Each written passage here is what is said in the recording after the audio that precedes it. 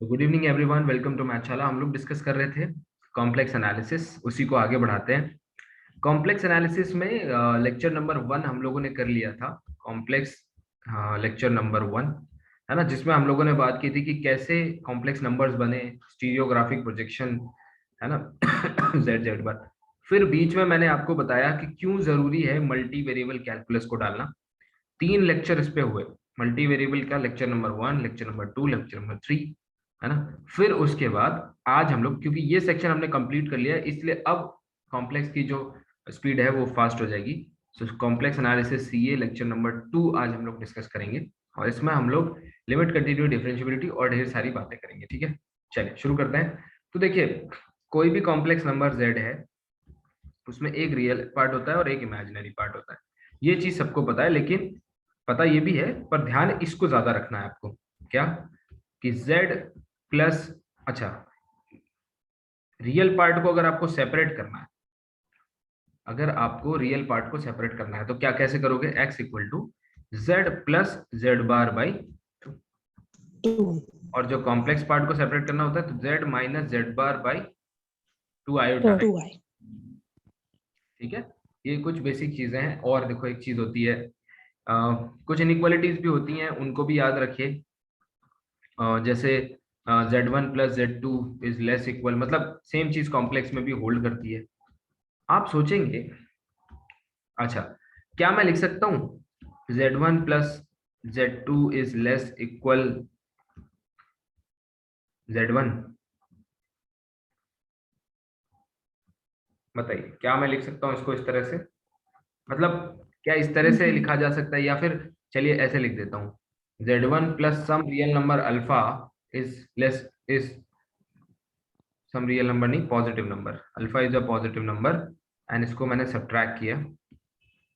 अब बताइए, क्या ये इनइक्वालिटी सही है? कुछ सिखाना है, इसलिए गलती कराना चाहता हूँ। सर ये आर्किमेडिन जैसा दिख रहा है। No Archimedes.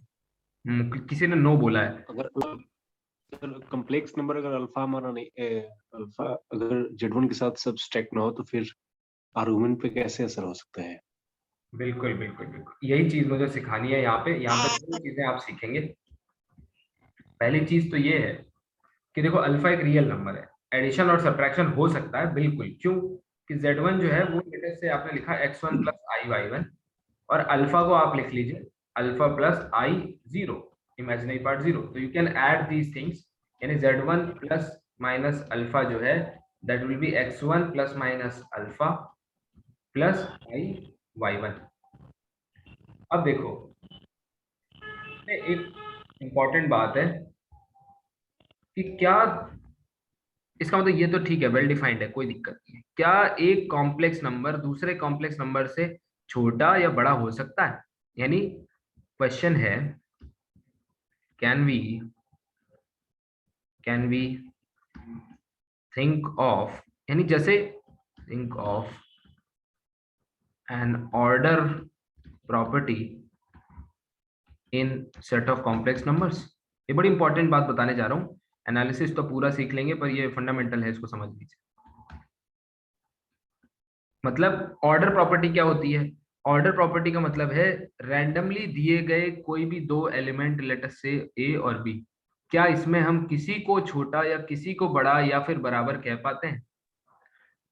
समझ रहे हो? अगर किसी स्ट्रक्चर में ऑर्डर प्रॉपर्टी है तो हमेशा कोई ना कोई दो एलिमेंट्स कंपेरेबल होंगे, या तो कोई किसी से छोटा होगा यानी लेस, या फिर कोई बड़ा होगा ग्रेटर, या फिर इक्वल होगा। हाँ, आर में तो हमेशा ऐसा होता है, यानी कि R is ordered structure. Field लिखने जा रहा था, फिर मैंने कहा फील्ड अभी नहीं लिखता, फील्ड अभी हमने पढ़ा नहीं है। तो ये ऑर्डर्ड स्ट्रक्चर है आर, मतलब इसमें एक वेल डिफाइंड ऑर्डर है। अगर दो एलिमेंट आप चूज करते हैं सेट रियल लाइन के ऊपर, तो आपको पता है कि इनमें से कौन सा बड़ा है, कौन सा छोटा है। बताओ यस और no. Yes sir. Yes sir. Complex number की कोई लिबर्टी नहीं है। ठीक है, the answer is not general. क्यों लिख रहा हूँ नॉट इन जनरल? बिकॉज जब आप टोपोलॉजी पढ़ते हैं तो एक आप ऑर्डर जो है वो डिफाइन कर पाते हैं चीजों में R2 के ऊपर, तो वहां पे आप ऑर्डर ऑर्डर बना सकते हैं, है ना। आपने सुना होगा ना आरएल टोपोलॉजी, लेफ्ट राइट, तो वो चीजें थोड़ी अभी कॉम्प्लिकेटेड है, अभी उन पे नहीं जाते, लेकिन इन जनरल सी यानी कॉम्प्लेक्स नंबर्स दो फॉर एनी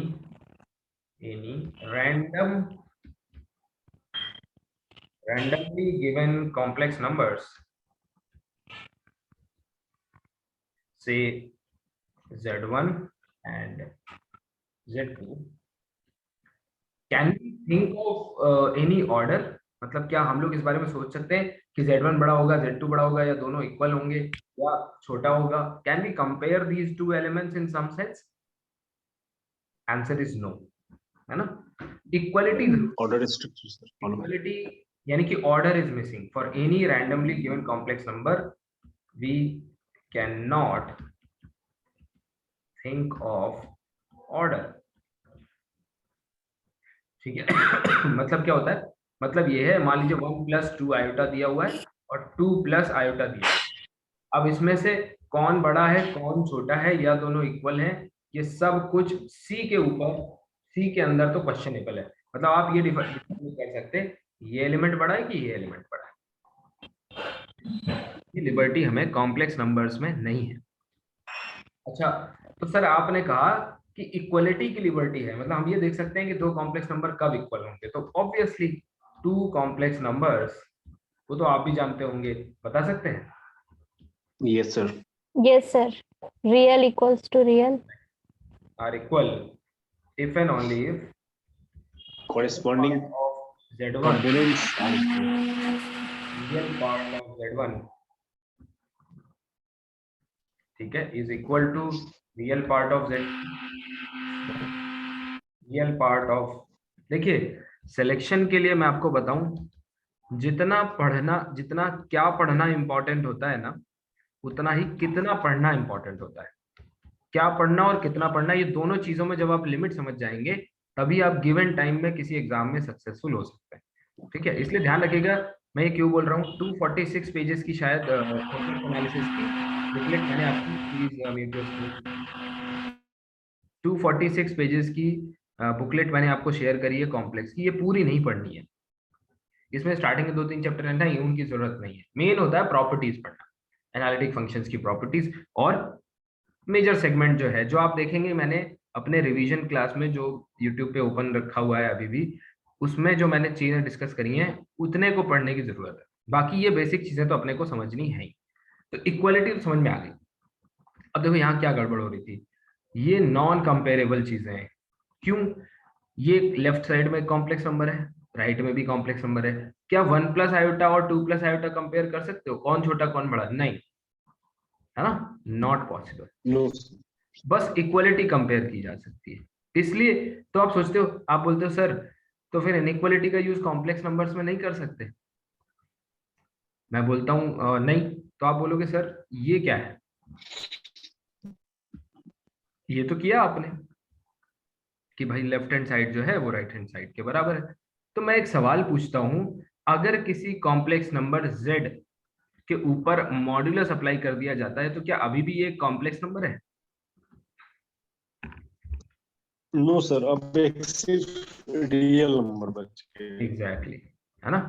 यानी कि मॉड्यूलस फंक्शन क्या है, मॉड्यूलस फंक्शन एक ऐसा फंक्शन है जो C/R है कि नहीं, C/R complex function, complex number उठाता है और उसके मैग्नीट्यूड पे पुट कर देता है, मतलब उसके मैप कर देता है उसके मैग्नीट्यूड पे। जैसे आपने 1+1+ आयोटा, इसका मैग्नीट्यूड निकालेंगे तो √2 आ जाएगा, यानी √2 वो नंबर है जो इसके साथ एसोसिएटेड है। अब वन, इसमें 1-1 मैपिंग नहीं होती है, देखो क्यों, क्योंकि 1- आयोटा का भी √2 होता है ना। इसलिए हम ये इसमें कोई रिलेशन नहीं ढूंढ सकते, लेकिन इतना कह सकते हैं कि एक रियल नंबर ही हमें अल्टीमेटली मिलने वाला है। और रियल नंबर में तो बेटा इनइक्वालिटीज का इस्तेमाल आप कर सकते हैं, रियल नंबर में इनइक्वालिटीज का इस्तेमाल किया जा सकता है, उसमें कोई दिक्कत वाली बात है ना। इसका मतलब ये इनइक्वालिटी जो भी इस्तेमाल, ये जो लिखी गई है, ये एब्सोल्युटली ट्रू है, या फिर मैं ये कहूँ कि ये बिल्कुल रीजनेबल है इसको लिखना, ठीक है। दूसरी इनइक्वालिटी जो बहुत इस्तेमाल होती है वो है mod z1 - z2, ठीक है। Is greater equal mod z1, ये रियल से उठाई गई है अगर आपको याद हो तो, कि प्लस होता है तो ये देखो राइट हैंड साइड वाला बिगर होता है, लेकिन जब माइनस होता है तो लेफ्ट हैंड साइड वाला बिगर होता है। याद नहीं रखना है, कॉन्सेप्ट समझो।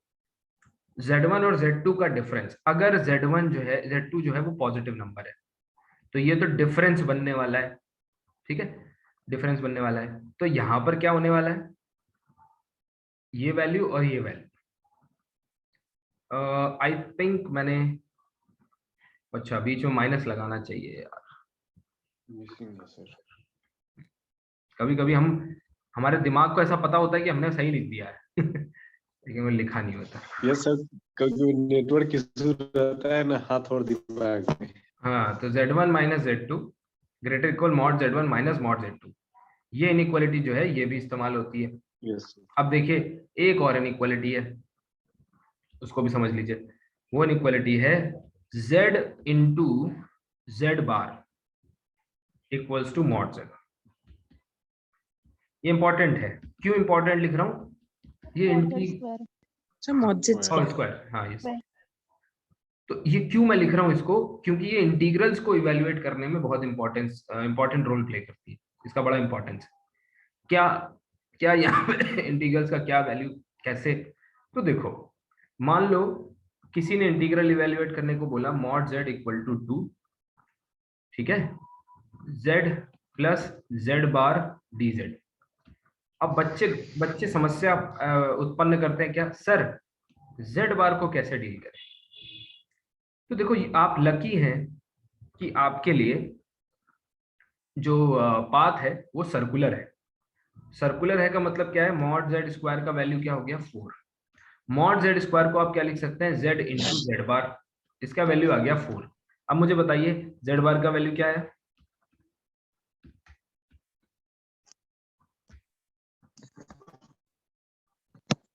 फोर बाई जेड, हाँ सर।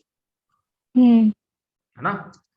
अब क्या, 4/z उठा के यहाँ रख दो, क्या बन गया, integral z plus 4/z dz।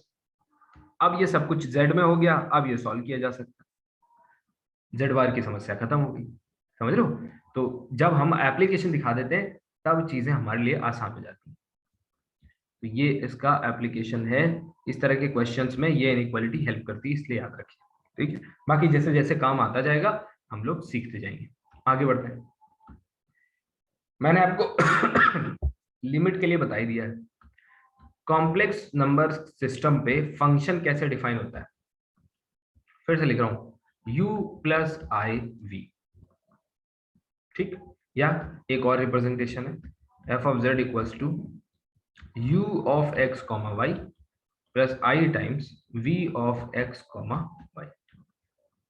ये भी दो वेरिएबल का फंक्शन है, ये भी दो वेरिएबल का फंक्शन, यानी f किसका किसका फंक्शन है, u और v का, और u और v दोनों x कॉमा y के फंक्शन, ठीक है। इस तरह की स्ट्रक्चर है इसमें। तो जो पहली चीज लिमिट की अगर बात करूं तो लिमिट की डेफिनेशन अभी भी वही है, z minus z not less than delta implies f of z minus l less than epsilon, ठीक। Continuity let us say at some point z not. अब इसकी भी डेफिनेशन वही है, क्या, z minus z not less than delta implies f of z minus, sorry हाँ, f of z minus f of z not less than epsilon, ठीक है। इसको ये तो प्रूव करने के लिए थ्योरेटिकल हो गया। वैसे देखा जाए तो अगर इसकी लिमिट एग्जिस्ट कर रही है, इधर आओ, इसकी लिमिट एग्जिस्ट कर रही है, मतलब जैसे आपको निकालना है limit z tends to z not f of z, इसको दूसरे शब्दों में ऐसे भी लिखा जा सकता है, limit x comma y approaches to x not comma y not, वही टू टपल वाला है ना, और इसमें u x comma y plus i v x comma y, split कर दो, क्यों, लिमिट तो अंदर स्प्लिट हो जाती है, लीनियर ऑपरेटर जैसा काम करता है। So limit x comma y approaches to x not comma y not u of x comma y plus i times limit i times limit, कुछ ऐसा नहीं है कि आपको याद रखना है, ठीक है। इस पे हम लोग पहले भी थोड़ी थोड़ी चर्चा करते हुए आए। ये है वी एक्स कॉमा वाई, करके भी दिखाऊंगा कैसे क्वेश्चंस को सॉल्व करना है। तो देखो इसका लेटेस्ट से L1 और प्लस आई L2, और यही मैंने उस दिन आपको बताया भी था कि इसकी लिमिट क्या आएगी, पहले वाले की लिमिट प्लस आयोटा दूसरे वाले की लिमिट। तो आप बोलोगे सर इसकी लिमिट कैसे निकालें, तो भैया मल्टी वेरिएबल कैलकुलस के 3 लेक्चर हैं, देख लो, सिखाया है इसकी लिमिट कैसे निकालें, है ना। फिर इसकी लिमिट सेम आयोटा लगा दीजिए। तो आप बोलोगे सर मुझे एक चीज कंफर्म समझ में आ गई कि इनमें से अगर कोई एक लिमिट भी फेल हो जाए तो टोटल एफ की लिमिट फेल हो जाती है। बिल्कुल सर, सही है, मतलब दोनों का एग्जिस्ट करना जरूरी है।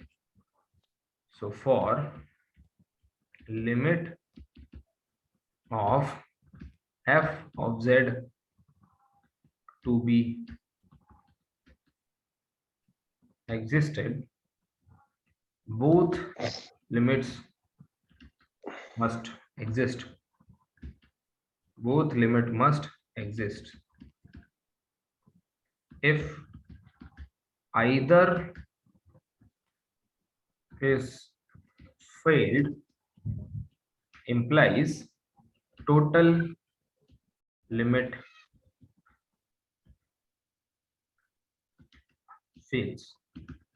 fails to exist। ठीक है, पूरा जो मैंने बोला वो मैंने लिख दिया है आपके नोट डाउन करने के लिए। कंटिन्यूटी सेम चीज कंटिन्यूटी के लिए है, तो मैं अब कंटिन्यूटी के लिए नहीं लिखवाऊंगा, सेम फॉर कंटिन्यूटी। मतलब ये पार्ट देख लो, ये वाला पार्ट कंटिन्यूस है, हाँ है, ये वाला कंटिन्यूस है तो टोटल होगा। आओ क्वेश्चन करें। मान लो पूछा गया लिमिट दोस्ती दोनों में सर, हाँ बोलिए। यू और वी में सर इतनी गहरी दोस्ती है। हाँ एग्जैक्टली, वो आपको धीरे धीरे अभी पता चलेगी। एक भी फेल हो गया, एक भी प्रॉपर्टी अगर मिस हो गई तो वो दोनों को खराब, मतलब दोनों को वो प्रॉपर्टी होनी चाहिए, दोनों फंक्शन हार्मोनिक होने चाहिए, आगे बहुत अच्छी अच्छी। इसीलिए तो मैं कह रहा हूँ कि पहले के 20-30 पेजेस को स्किप कर दीजिए, वो नहीं पढ़ने।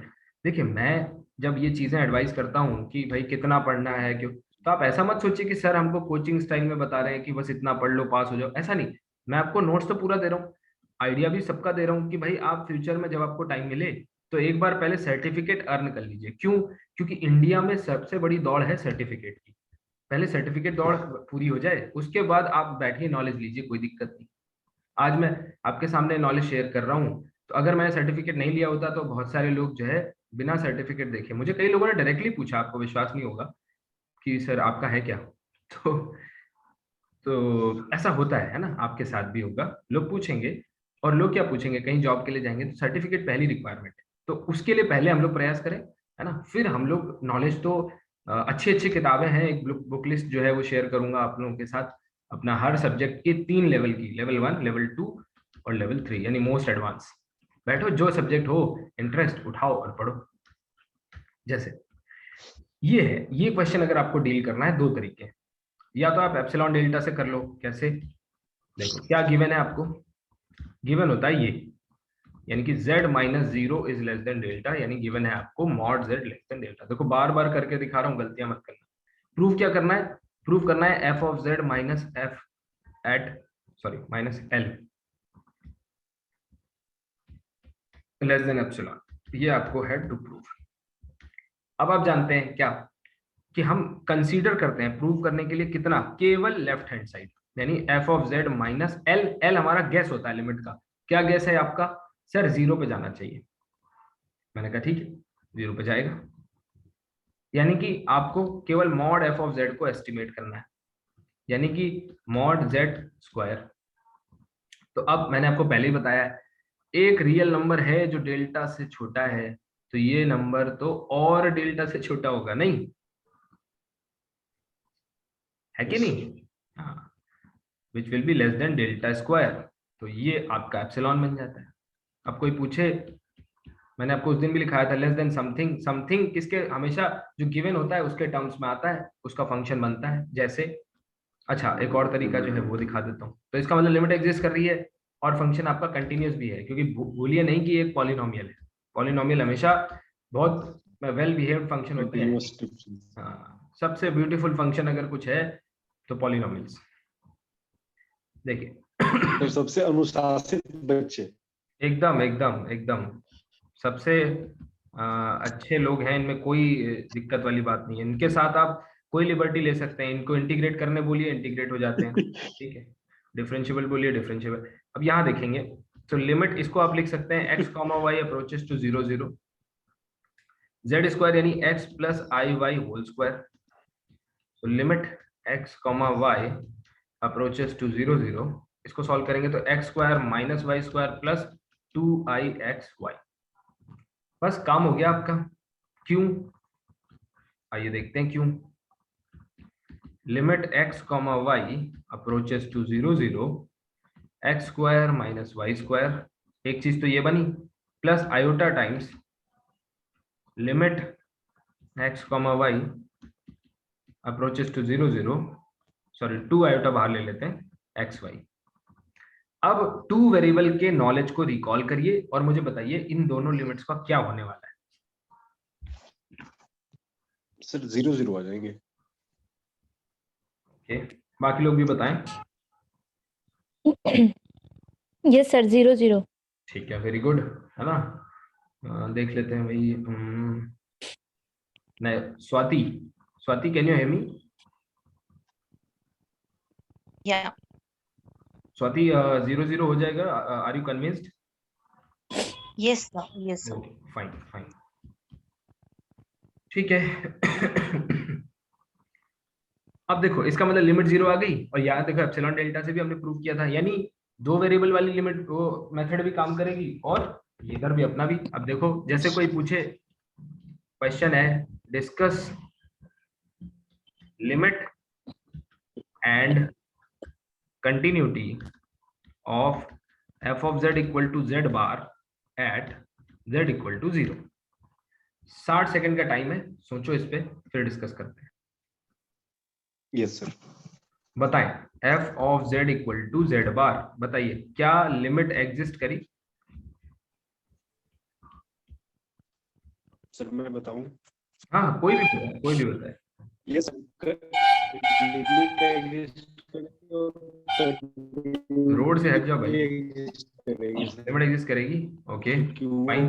तो हमारा पॉलिनोमियल ही बन आपकी आवाज नहीं आ रही है, चलिए ठीक है, लिमिट एग्जिस्ट करेगी, पॉलिनोमियल हो जाएंगी वो। अच्छा पॉलिनोमियल हो जाएगी, अभी आ रही है, करेक्ट, ठीक है। कंटिन्यूटी बताइए Divya can you hear me? Yes sir. हाँ बताइए, कंटिन्यूटी होगी उसके पास? यस सर, क्योंकि पॉलिनोमियल आ रहा है। देखिए जेड बार तो पॉलिनोमियल नहीं है, कैसे आ रहा है पॉलिनोमियल मुझे बताएं।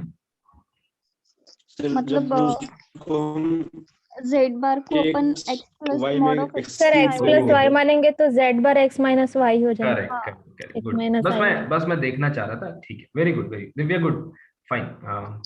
दोनों चीजें हैं, लिमिट भी एग्जिस्ट कर रही है और कंटिन्यूटी भी है। क्यों? क्योंकि f of z equals to z bar को आप एक और तरह से देख सकते हैं, f of z equal to x minus i y. तो अगर आप कंपेयर करेंगे तो u आ गया x और v आ गया माइनस y। अब यहाँ पे आप देखेंगे तो limit of f of z is equal to limit of u plus i times limit of v, है कि नहीं? लिमिट ऑफ u क्या आएगा? 0 प्लस i 0 आ गया। फिर कंटिन्यूटी अगर आप देखें, कंटिन्यूटी ये भी कंटिन्यूस है और ये भी कंटिन्यूस है, दोनों ही कंटिन्यूस हो गए। तो z बार लिमिट एग्जिस्ट भी कर रही है और फंक्शन कंटिन्यूस भी है। ठीक है, आगे बढ़े, चलिए आगे बढ़ते हैं।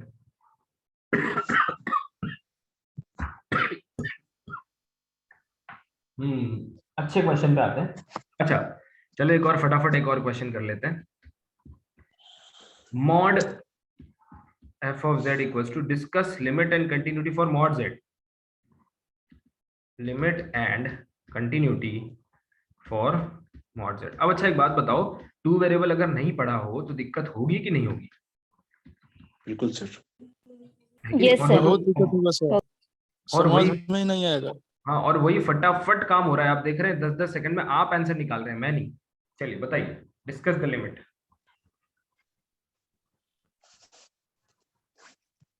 सर सर, ये मैंने भी नहीं होगा, पढ़ा है तो ये ये भी सर होगा, डिफिकल्टी हो रही है। सर ये भी होगा क्योंकि सर, सिर्फ लिमिट भी होगा, भी हमारा कंटिन्यूटी भी जीरो होगी। है ऑलरेडी से, और यू वाला फंक्शन जो बनेगा वो सर हमारा root under sir under root of x square plus y square आएगा सर। ओके ओके, इसका मतलब ये क्या बनेगा, f of z is square root of under x root square of x square plus y plus square. I times 0, और इस function की limit और कंटिन्यूटी दोनों एग्जिस्ट करेगी, ठीक है, एग्जिस्ट करेगी। करेक्ट। आगे बढ़ते हैं, एक और क्वेश्चन करें, यानी कि एग्जिस्ट।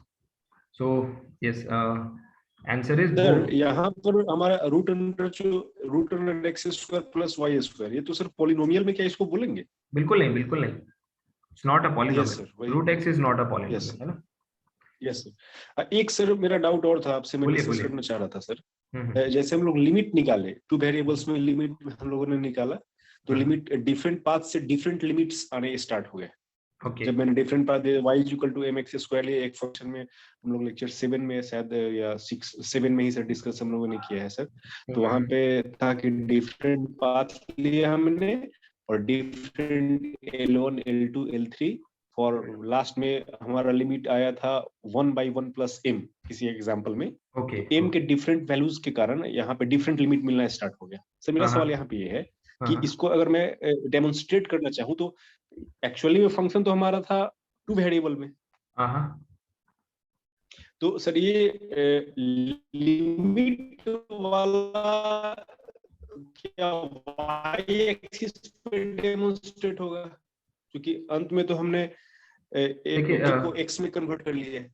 हाँ हाँ हाँ हाँ, तो अगर वही मैं देखिए, जब सर आपने टू सारी वेरिएबल का चीजें, फंक्शन हमारे पास होता था, y सिंगल वेरिएबल में, एक ही वेरिएबल में हाँ कर लिया। बिल्कुल, तो आप उसको वैसे भी विजुअलाइज कर सकते हैं, बिल्कुल करेक्ट। या विजुअलाइजेशन की ही बात थी सर। तो हाँ वो हमारा एक एल जो y एक्सिस पे एक एल पे सबको सिमट जाना चाहिए था, उसकी जगह पे डिफरेंट हमको बिल्कुल, क्योंकि देखिए डिफरेंट, मिलना स्टार्ट हो गया, जिसके कारण हमारा कंक्लूजन था कि वो लिमिट। यस सर, बिल्कुल मैं उस पर थोड़ा सा ऐड कर देता हूँ। बाकी लोग देखिए ये क्वेश्चन ट्राई करें, जी ठीक है।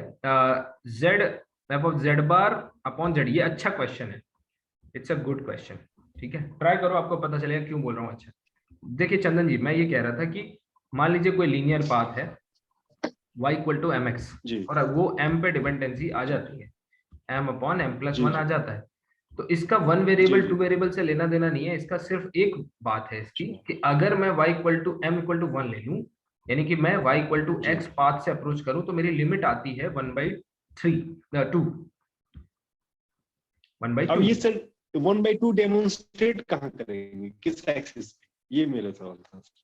देखिए ये ये तो एक क्लियर है, नंबर है बहुत ना, क्लियर है सर। देखिए ये एक अगर नंबर है, इसको जैसे अगर जी even if your function is in two variable, लेकिन लिमिट तो एक नंबर ही यस, आ रही है ना। हम लोग क्या लिख रहे हैं, एफ हाँ ऑफ हाँ, जेड वो तो माइनस एल, सिर्फ एक रियल नंबर लगेगा। हाँ, ये एक रियल नंबर है, ओ इसको तो आप यस आर पे सर, ही, यस इसको आर पे ही सर। विजुलाइज करेंगे, इसमें कोई दिक्कत वाली बात नहीं। हम्म। अगर हम्म, अगर मान उसका लीजिए, ठीक ठीक सर, बदलता जाएगा मतलब तो रियल लिमिटिंग नंबर मान लाइन पे चेंज हम, होता जाएगा। मान लीजिए ये आ हाँ जाए, ये आ जाए, तो इसका मतलब क्या होगा, m का वैल्यू बदलेगा, m इक्वल टू 1 आया, तो ये वैल्यू आ गया 1 प्लस आयोटा, m का वैल्यू 2 आया, ये आ गया 2 प्लस 4 आयोटा। अब इसको कहाँ विजुअलाइज करेंगे, तो सीधी सी बात है, इसको तो आप इधर यस। देख रहे होंगे, पहले इधर आ रहा है फिर इधर आ रहा है, तो टू वेरिएबल में है ना। अब क्लियर हो गई सर मेरी यस, बात। तो देखिए इस क्वेश्चन को जब भी देखेंगे, बहुत लिमिट इंपॉर्टेंट होगा तो क्वेश्चन। एक पॉइंट किसी या तो आपकी आवाज चंदन जी बिल्कुल कट रही है बाकी लोग ये क्वेश्चन देखें और मुझे बताएं। यस, किसी का आंसर आया? सर लिमिट एग्जिस्ट नहीं कर रही है ओके, पर मैं ठीक है, लिमिट एग्जिस्ट नहीं कर रही, आंसर इज सर। करेक्ट, पर मैं एक मिनट, एक मिनट, जेड बार को सर मैंने क्या किया, एक मिनट, मैं चाहूंगा कि कोई और दूसरा अगर पाथ बताएगा तो I will be happy. Zeeba, can you hear me? अच्छा ठीक है, कोई भी बता दो, कोई बात नहीं, बताइए। सब मेरे बहुत नेटवर्क इश्यूज है तो ओह। बहुत स्लो चल रहा है। अभी भी जो आप लिखे हो वो लिख ही रहा है। वो ऐसा आई है एम क्या? On this diagram. हाँ, मेरा बहुत स्लो चल रहा है तो मैं आपसे 1 मिनट पीछे चल रही हूँ। वो ऐसा है क्या? ठीक है, मैंने सुना है हाँ, आईआईटी सर मैंने अच्छा है, सो आपको बेहतर करवाएंगे। स्लो। हाँ, पर z बार अपॉन z का सर, अपन z बार को अगर x minus i Y x minus i Y लिखे। हाँ, और फिर लिमिट अगर अपन चेक करेंगे तो सर वो तो 0/0 ही हो जाए। Sir correct. सर मैंने उसको रैशनलाइज किया पहले सर। सेपरेट द हाँ, रियल एंड देखिए, सर तो यहाँ पे रैशनलाइज करके फिर सुनिए रियल सुनिए, और इमेजिनरी को यहाँ सेपरेट पे किया। 2 पाथ हैं। या तो आप डायरेक्ट यहीं से कर सकते हैं जैसा जीवा बोल रही है, या फिर आप इसको रैशनलाइज कर सकते हैं।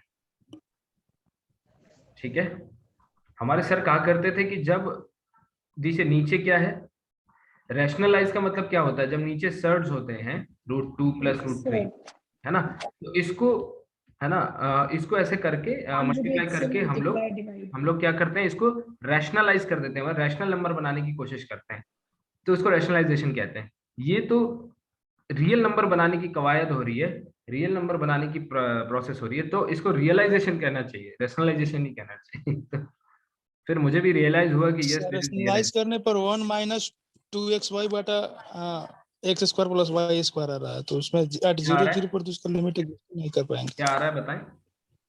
1 - i 2xy बटा x² + y²। ये आ रहा है, ठीक है। इसका मतलब है आप इसको 2 पार्ट में ऐसे लिख सकते हैं। सर सर 1 बाहर होगा नहीं आ सर। रहा सर, x² - y² आ रहा है सर रियल पार्ट में ऊपर। यस सर, x² तो हम कटा दिया सर, माइनस में होगा सर। गुड्डू जी यही x² - 4.75 चला y²। जाएगा। मैं कह रहा सर हूँ x² - y²। यहीं पे तो सर हम 4.75 चला जाएगा। इसीलिए सर वहां पर हम प्लस में हो गया सर, ऑब्जर्व किए हैं ऐसा ही बिना पेन कॉपी का सर। नहीं नहीं, इसको तो बिल्कुल मत करिए, मेरी बुरी आदत थी, मुझे बहुत खामियाजा भुगतना पड़ा। पेन पेपर लेके रखिए, ये देखिए x² - y² minus iota times 2xy upon x² + y²। ठीक है, अब देखेंगे इसको। अब देखिए, या तो डायरेक्टली यहां से कर सकते हैं, इसका भी तरीका है क्या, अगर मैं y = mx पाथ ले लूं, 0 पे ही जाना है ना भाई, 0, यस सर। तो y = mx से ये क्या हो जाएगा बताओ? 1 - im upon 1 + im। Sir 1 - m² upon 1 + m² आ जा रहा है सर, m पर m² डिपेंड नहीं कर रहा है। आएगा, 1 - im। 1 - m 1 + im। एग्जैक्टली, तो अब बस ये m पे डिफरेंट टाइम डिपेंड के कर लिए गया फिर कि नहीं? वैल्यू मिल जाएगा सर। सर y को अपन im पुट करेंगे। डिपेंड्स ऑन, y को im क्यों पुट करेंगे? y सर = नहीं, mx आई पुट क्यों करेंगे। आया सर, वहां पे आई क्यों आया वो? अच्छा वो अगर डायरेक्टली कर रहे हैं आप, ओके ओके ओके। अगर आप धैर्य नहीं रखेंगी तो कैसे? सर बच्चों मैं को तो नीचे पढ़ाएं। वाले में पुट कर रही थी sir, okay x² okay, - depends y² में, यहाँ ऑन पे देखा नहीं m, मैंने। m, ठीक है। चलिए, अब एक और चीज है, रैशनलाइज करके भी कर सकते हैं, जो ये प्रोसेस है, पर मुझे ऐसा लगता है कि why we should go for this, जब हमें डायरेक्टली आंसर मिल रहा है यहाँ पे, तो रैशनलाइज क्यों करें? रैशनलाइज करके भी देखिए साफ दिख रहा है, y = mx हो जाएगा रखोगे सर, ये फेल हो जाएगा, और ये भी फेल हो जाएगा। वही हो जाएगा सर। हाँ, फेल्स फॉर y = mx, और ये भी फेल हो रहा है। दोनों मेथड आपको पता होने चाहिए। इसका मतलब क्या हुआ? Limit does not does not exist. exist at z = 0 and hence not continuous at z = 0। ठीक है भाई, क्लियर है? Okay sir. आगे बढ़ते हैं, कुछ और क्वेश्चंस को करते हैं। लिमिट, कंटिन्यूटी, इन सब चीजों पे। अच्छा, ये क्वेश्चन तो मैं करवा चुका हूँ। Limit z approaches to 0 e⁻1 upon z²। क्या आया था इसका, बताइए फटाफट बताइए। लिमिट डज नॉट एग्जिस्ट आया था sir sir. Does not exist आ रहा था सर। हाँ, कोई भी n z यहाँ की पे ले कितनी भी लें, पावर होंगी, कोई हाँ, भी रहेगा तो भी। कोई भी होगा, डज नॉट एग्जिस्ट आएगा। ठीक है, इसको करके देख लीजिएगा, है ना, ये इंपॉर्टेंट है। Does not exist for any n greater equal 1 and belong to natural number। ठीक है, एट जेड बराबर 0। एक बहुत इंपॉर्टेंट क्वेश्चन यहाँ पे आने वाला है, इसको मैं बहुत इंपॉर्टेंट भी बोलूंगा और आपको समय भी दूंगा। क्यों? देखो, आप भी सीख लो, आप भी टीचर हैं। अगर किसी कॉन्सेप्ट को पहले बच्चों को जूझने के लिए समय दो, let them struggle with that concept, सोचने दो, गलतियां करने दो। जब तक आप उसमें उसको टाइम बिताने नहीं दोगे, तब तक उसको उसका असली इंपॉर्टेंस और असली वैल्यू नहीं मिलेगा, है ना। तो ये मैंने भी सीखा है और मैं आपको बताऊं। जैसे ये क्वेश्चन जो है, अगर मैं फटाक से करा के निकल जाऊं, तो आई एम श्योर कि आगे आने वाली 2-4 क्लासेस के बाद आप ये क्वेश्चन भूल जाएंगे। लेकिन अगर आप पहले मैं आपको करने के लिए दूं, फिर इसमें होने वाली गड़बड़ियां बताऊं तो शायद आपको याद आएगा। इस क्वेश्चन को करो, आई एम श्योर आपको मजा आएगा।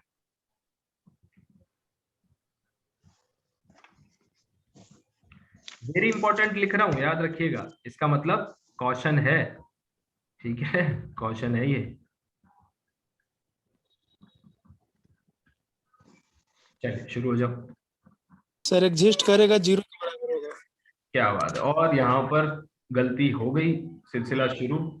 कितने लोगों को लग रहा है कि एग्जिस्ट करेगा एंड इक्वल टू 0 होगा?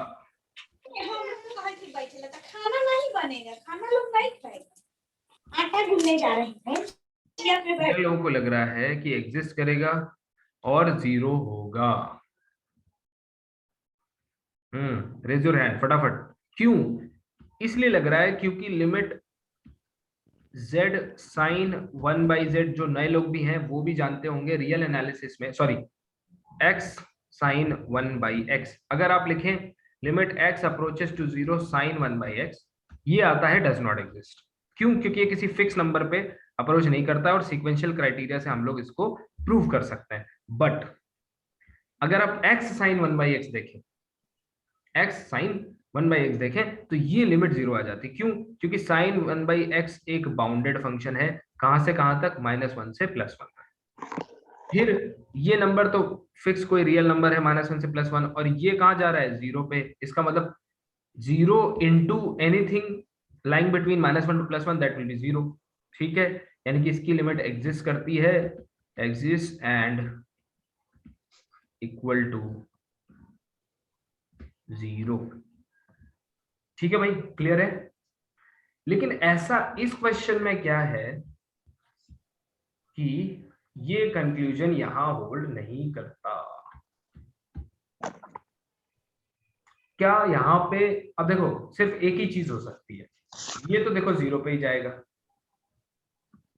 है कि नहीं? जस्ट बिकॉज ऑफ दिस, कहीं ऐसा तो नहीं कि साइन 1/z रियल में कुछ और है और कॉम्प्लेक्स में कुछ और है? क्या आपको भी यही लग रहा है? Yes sir. इसके एक्सपेंशन से तो सर डिफरेंट हो जाएंगे ये। अब देखिए वही, बस वही आपको मुझे बताना है। और अब जो कहने जा रहा साइन हूं, 1/z को सर हम तोड़ेंगे, कॉम्प्लेक्स आर्गुमेंट का कंसेप्ट लगाकर उसको तोड़ेंगे तो e⁻x में आएगा सर। तो हो सकता है सर कि नहीं नहीं, इन जनरल डिटेल कॉन्सेप्ट पढ़ लीजिए, है ना, हम देख लेते हैं उसको। सो कॉन्सेप्ट ऑफ, या फिर कॉन्सेप्ट नहीं, मैं स्लाइड को नाम दूंगा डिफरेंस। इस पे इतना जोर अभी दे देना है अपने को 5-10 मिनट, कि आगे आने वाले पूरे कॉम्प्लेक्स एनालिसिस में आपको इसमें डिफरेंस समझना है। Difference between sine x and, और इस क्वेश्चन से ही आपको सबसे बड़ा डिफरेंस समझ में आ जाएगा, साइन z। देखो डिफरेंसेस की अगर मैं बात करूं तो साइन x साइन z, अगर आप देखोगे क्लियर, सबसे मेजर जो डिफरेंस है वो ये है कि साइन x एक बाउंडेड फंक्शन है, वेयर एज साइन z जो है ये एक अनबाउंडेड फंक्शन है। और ये है सबसे बड़ा रिजल्ट, वेरी इंपॉर्टेंट। ऐसा क्यों होता है उसको देख लीजिए। तो साइन z एक्चुअली क्या लिखा जाता है? e⁻z minus e⁻−z/2 iota. ये कैसे आता है? देखिए अगर आप e⁻z की बात करें तो क्या होता है? cos z plus i sin z।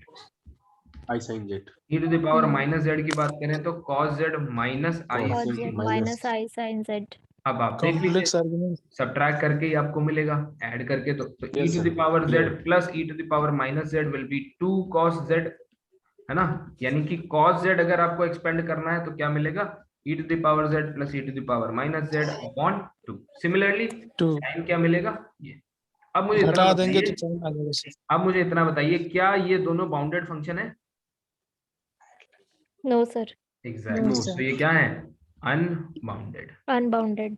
ये समझ लीजिए कॉन्सेप्ट ऑफ द डे है, ठीक है, अनबाउंडेड। लेकिन sin x में ऐसी कोई डिस्ट्रीब्यूशन नहीं है। sin x अपने आप में एक well defined function real analysis में, ठीक है। इसका Yes. एक्सटेंशन, लेकिन जो इसका एक्सटेंशन यहाँ पे आके दिख रहा है आपको, वो बड़ा खतरनाक है ना। एक और खतरनाक एक्सटेंशन आपको दिखाऊंगा जो रियल में तो कुछ और हरकत करता है लेकिन कॉम्प्लेक्स में कुछ और। तो सबसे बड़ी जो दिक्कत है वो ये है कि ये बाउंडेड है लेकिन ये साइन जेड जो है वो अनबाउंडेड है बिकॉज ऑफ दिस। सिमिलरली यहां पे लिख दूं, similarly cos x is bounded but cos z is unbounded। तो cos z जो है वो अनबाउंडेड फंक्शन है sin z की तरह, बिकॉज ऑफ दिस। क्लियर है भाई? ठीक है। अब देखिए एक और बात बताता हूं आपको, अगली स्लाइड में लिखता हूं। Sir, please one more time. Yes बोलिए क्या?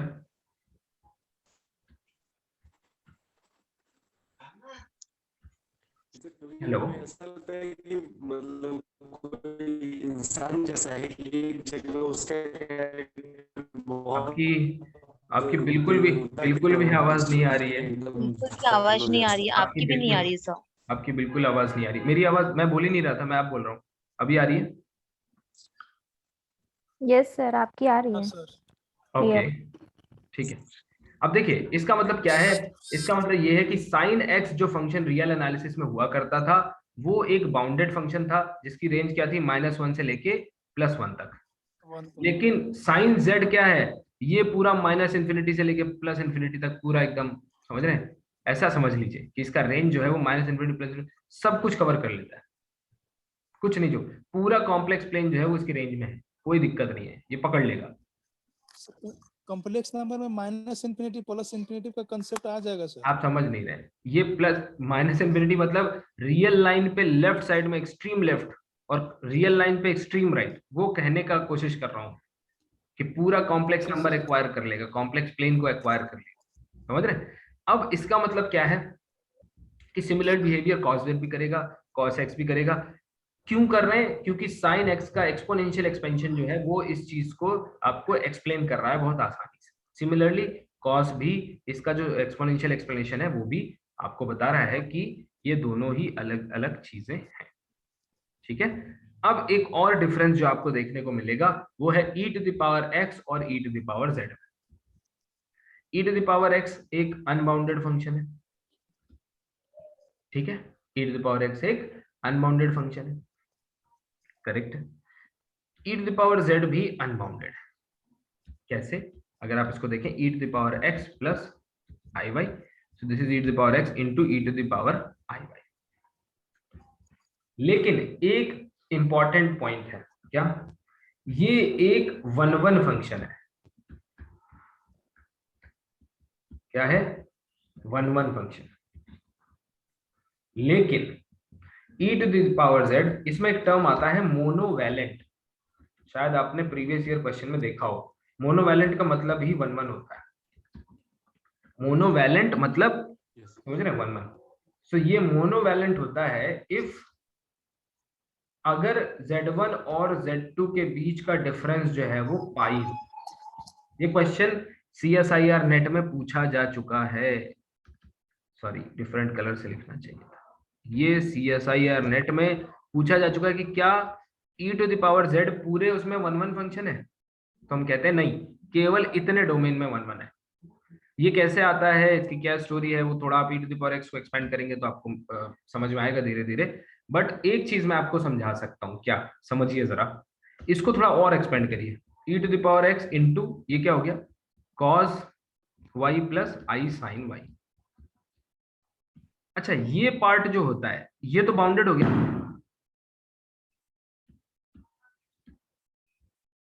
है कि नहीं?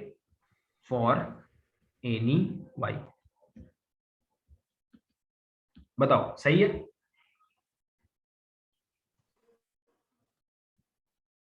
ठीक है, सही है कि नहीं, है ना? सर नहीं और क्लियर हुआ सर। ये e⁻iy को क्या लिखते हो, cos y plus i sin y। आप लोग पेन पेपर का इस्तेमाल नहीं करते, वही सबसे खराब बात। अब ये cos y भी बाउंडेड है और sin y भी बाउंडेड है, ये रियल नंबर है ना भाई। Yes yes. तो e⁻iy बाउंडेड फंक्शन हो गया, यानी कि अगर कोई पूछे e to the power i z bounded है तो क्या बताओगे? बाउंडेड।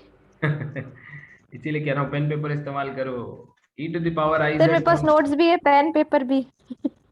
हाँ अच्छा पेन पेपर भी है, सर मैं देखो लेके ही बैठती सर। 10 yes second sir. इसको लिख के देखो जरा। बताओ, अभी अभी तो बताया कि ये अनबाउंडेड फंक्शन होता है, अभी अभी तो बताया कि ये अनबाउंडेड होता है, तो ये साइन आई जेड मतलब आई लगा दिया तो बाउंडेड हो जाएगा? नो सर, अनबाउंडेड ही रहेगा। अनबाउंडेड रहेगा। तो फिर आई यहाँ वाई। कैसे बाउंडेड हो गया? क्योंकि सर ये रियल नंबर है। आई वाई देखा। हाँ यस और सर। ये क्या है? ये कॉम्प्लेक्स नंबर है। तो अभी ये जो फंक्शन आप देख रहे हैं ये रियल एनालिसिस वाला साइन और कॉस है। और आगे जो फंक्शन देख रहे हैं ये कॉम्प्लेक्स वाला साइन जेड और कॉस जेड है। बताइए यहां तक क्लियर है?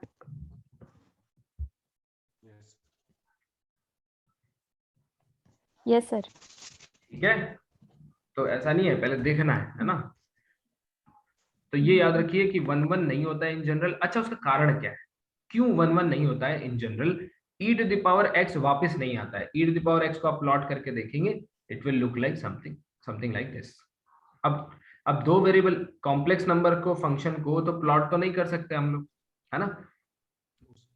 ये तो मैंने बताया था आपको। क्यों प्लॉट नहीं कर सकते, कोई बताएगा?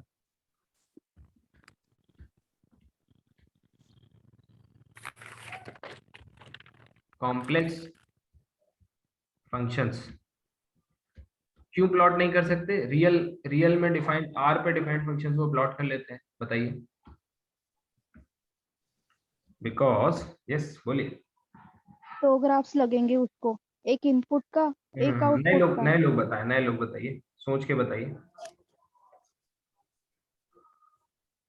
सोचो कि क्यों हम e to the power x का ग्राफ तो बना लेते हैं पर e to the power z का ग्राफ नहीं बना पाते।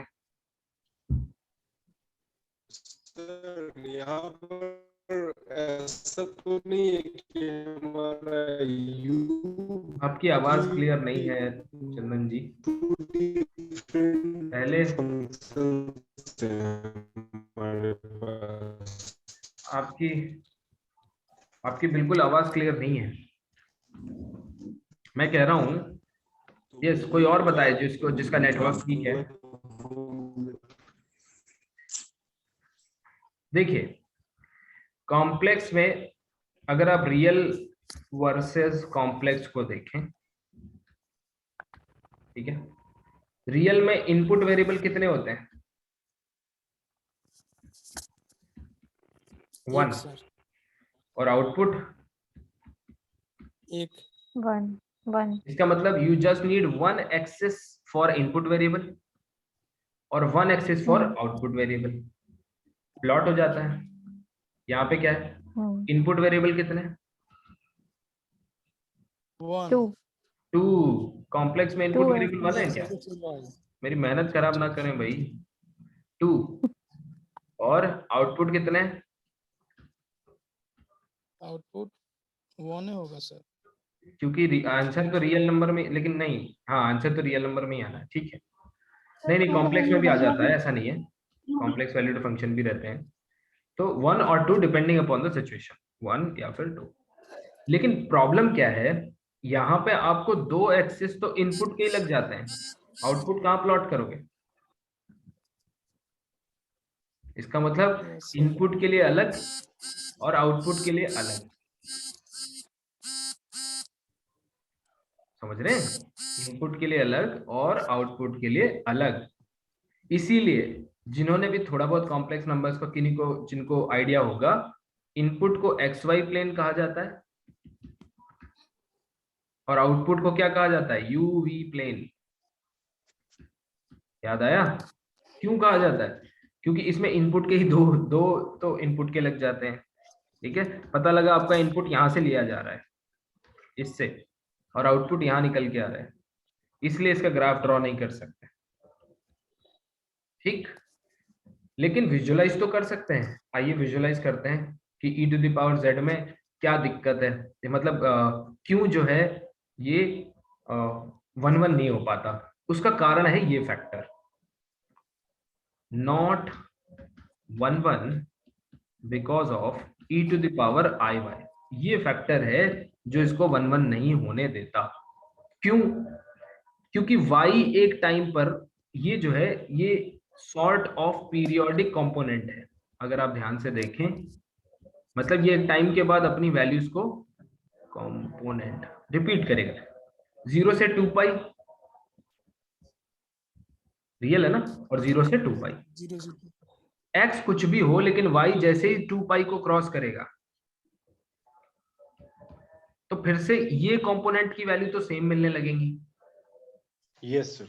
इसलिए ये 1 1 का नेचर जो है ये पूरे r पे नहीं होता है। क्योंकि अगर गलती से e to the power x, अब ये तो 1 1 है, इसको कोई तकलीफ नहीं है, लेकिन ये मैनी 1 है, तो कहीं गलती से अगर ये मल्टीप्लिकेशन सेम वैल्यू दे गया तो ये 1 1 फेल हो जाता है। तो सिर्फ ये इतने डोमेन में 1 1 होता है।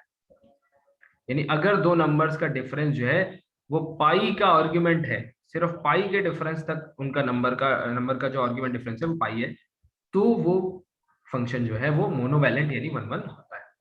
याद रखिए, इस ऐसा नेट में क्वेश्चन पूछा गया है, तो ध्यान रखिएगा इसको। ठीक है, थोड़ा और विजुअलाइज करिए इसके बारे में और आपको सीखने को मिलेगा। सर यस बोल बोलिए। रहे हैं कि सर e का पावर x में सर कोई भी फंक्शन नंबर डालेंगे, x का मान कुछ डालेंगे सर, और y का मान कुछ डालेंगे, तो डिफरेंट के लिए तो डिफरेंट मल्टीप्लिकेशन करना पड़ेगा, तो डिफरेंट मान तो हमको मिल रहा है सर, तो फिर इसमें कैसे रिपीट कर रहा है सर, ये समझ में नहीं आ रहा है सर। ओके, 4 into 1/2 क्या आएगा? वो 2 आ जाएगा सर। 2।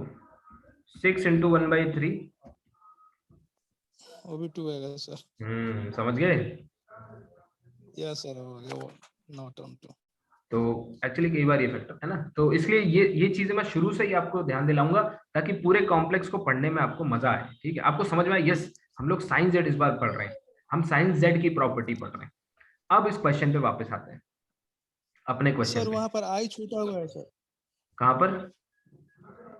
ई का पावर साइन जेड बराबर ई का power i z minus e का power minus i z. Okay, i, अच्छा आई जेड रहता है क्या? ओके, हाँ ये तो हाइपरबोलिक हो गया ना। करेक्ट करेक्ट, ये तो हाइपरबोला हो गया ना। ठीक, आप आगे लिखे हैं सर, उसी रिजल्ट पर हमको पकड़ में आया है सर। करेक्ट करेक्ट करेक्ट, आई छूट गया करेक्ट। ठीक है, करेक्शन कर लीजिए। टू दी पावर जेड में मोनोवैलेंट है, ऐसा कौन सा एग्जांपल बनेगा? फिर डिफरेंस कैसे देखेंगे कि पाए? मतलब यानी e टू दी पावर जेड मोनोवैलेंट होने के लिए वो कंडीशन लिखा के दी ना आपने हाँ हाँ, कि मॉड z1 माइनस z2 पाए, तो उसका एग्जांपल कैसे सोचेंगे? इसका एग्जांपल, अगर दो कॉम्प्लेक्स नंबर्स के बीच का जो आर्ग्यूमेंट का डिफरेंस है, अगर बीच का डिफरेंस पाई है ना, तो अब सोच सकते हैं। ठीक है, इसको प्रोड्यूस करेंगे कुछ एग्जांपल, देखेंगे, सोचेंगे। अब इमीडिएट तो मुझे याद भी नहीं आ रहा क्या सोच सकते हैं, पर ठीक है, इस पे आते हैं, इस क्वेश्चन पे। z into sine 1/z। अब मुझे आप बताइए, ये तो 0 पे अप्रोच कर रहे हैं। आओ इस क्वेश्चन को वापस से अलग अलग स्लाइड पे डील करें। लिमिट z अप्रोचेस टू, इसलिए जानबूझ के क्वेश्चन पूछा जाता है बहुत बार कि कहीं ऐसा तो नहीं बच्चों को पता नहीं है कि साइन 1/z। अब देखो ये तो 0 पे जा रहा है, लेकिन ये फैक्टर अब अनबाउंडेड हो चुका है as z अप्रोचेस टू 0। क्यों? क्योंकि z जब 0 के अप्रोच कर रहा है तो 1/z इंफिनिटी को अप्रोच कर रहा है, और साइन इंफिनिटी इस बार -1 से +1 नहीं है, इस बार ये भी इंफिनिटी है।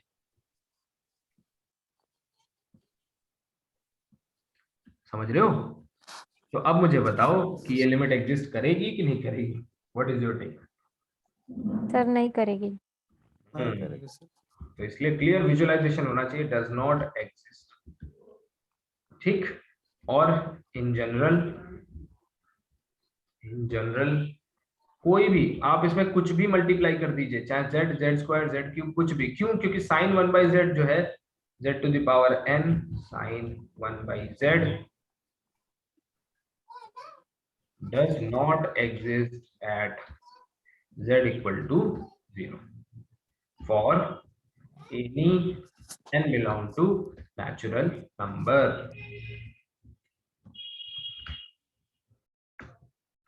ठीक है भाई, क्लियर है? चलिए आगे बढ़ते हैं। अब कुछ और क्वेश्चंस को धीरे धीरे आप भी ट्राई करें बुकलेट से, और हम लोग आपको आगे की तरफ लेके चलते हैं, जिसका नाम है, कॉन्सेप्ट का नाम है differentiability. Very much similar to what we have done in real analysis, same definition आपको दिखेगी। सो f is said to be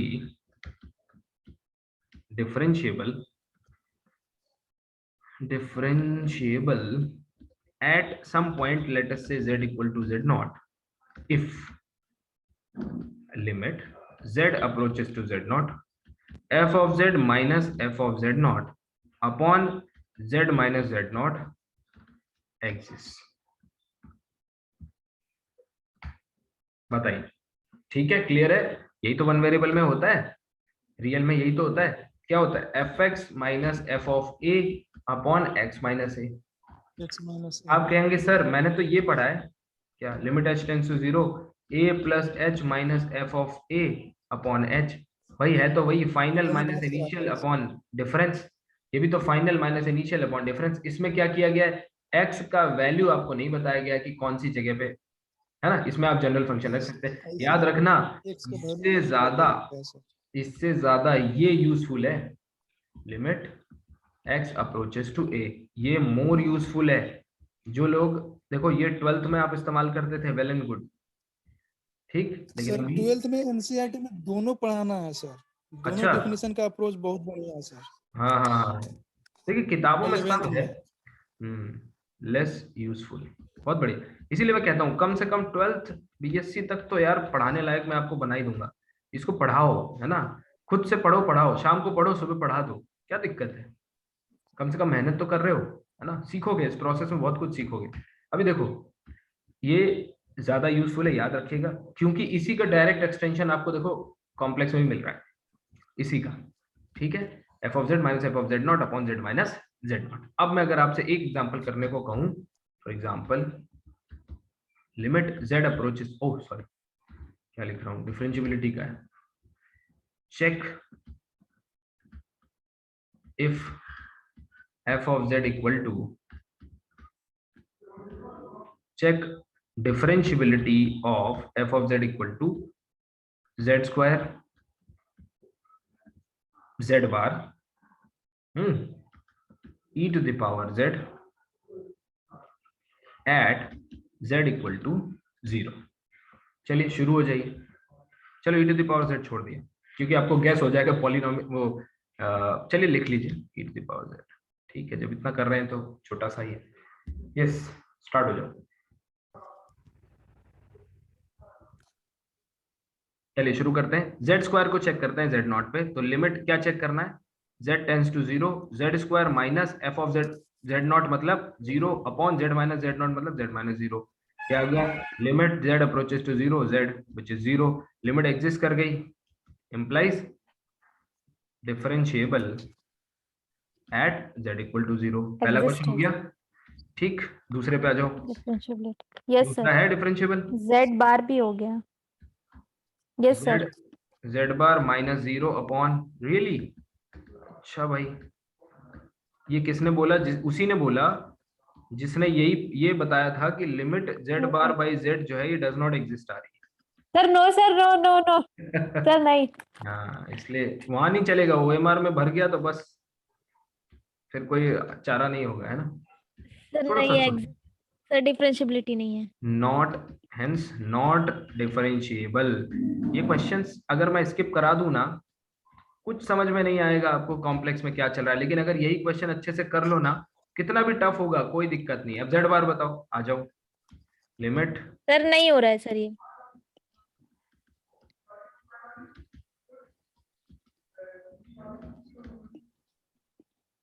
Z bar by z, इसकी लिमिट की क्या आया इसका लिमिट, सर m पर डिपेंड कर जा रहा है वो, under root of x square plus y square ऊपर और नीचे डिनोमिनेटर में x प्लस आई वाई। अच्छा, मतलब एग्जिस्ट कर रहा है, उसको तो सर नहीं कर रहा है सर, अच्छा नहीं कर रहा m पर डिपेंड हो रहा है, ठीक है, तो नॉन डिफरेंशिएबल चेक कर लीजिएगा भाई, आपके ऊपर ट्रस्ट कर रहा हूँ, नॉन डिफरेंशिएबल, ठीक। लास्ट क्वेश्चन कर लीजिए, बस छोड़ रहा हूँ, f of z equal to mod z square, ये क्वेश्चन कर लीजिए,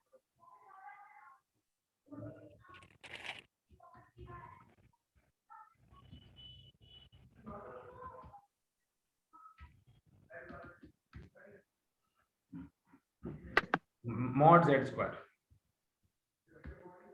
इतने क्वेश्चन सर जितने ये क्लास में करवाए जा सर रहे, ये देखो फिर गलती कर दी आप। नहीं करी, सही है, सर कर रहा है कर रहा है, सही है। सर। रूट हट जा रहा है ना sir, x square plus y square आ जा रहा है। रूट तक जाने की जरूरत ही नहीं है, आप वही तो गलती कर रहे हैं। हम लोग क्या करते हैं, नई चीजें सीखने के बजाय अपने पुराने मेथड्स में थोड़ा थोड़ा जुगाड़ करके जो है, ऐसा नहीं, कुछ नया सिखाया जा रहा है उसको सीखिए। देखिए पिछली बार भी मैंने कहा था, वहां तक जाने की जरूरत नहीं है। देखो जरा, इसको क्या लिख सकते हो, z into Z x bar. Plus i Y. X plus Y का ऐसे करोगे यस तो यस हमेशा यस बड़ा यस यस जाएगा, यस। याद रखना, बहुत बड़ा Z जाएगा। अब देखना, Z इंटू जेड बार। अब ये हो गया लिमिट z। देखो वो भी जानते हैं कि सबसे पहली चीज जो बच्चे को दिखती है वो दिखती है x plus i Y put कर दो, है कि नहीं? तो देखो कुछ और तरीके तो नहीं है। तो z into z bar minus 0 upon z, क्या आ गया, limit z approaches to 0 z bar. और ये हमने अभी अभी कर रखा है, क्या आया था, 0, एग्जिस्ट की। एग्जिस्ट करी थी। चाहे कंपोनेंट से देख लो, x भाई दोनों पॉलिनोमियल ही तो थे, x माइनस आई वाई, ठीक है, एग्जिस्ट यस एंड सर।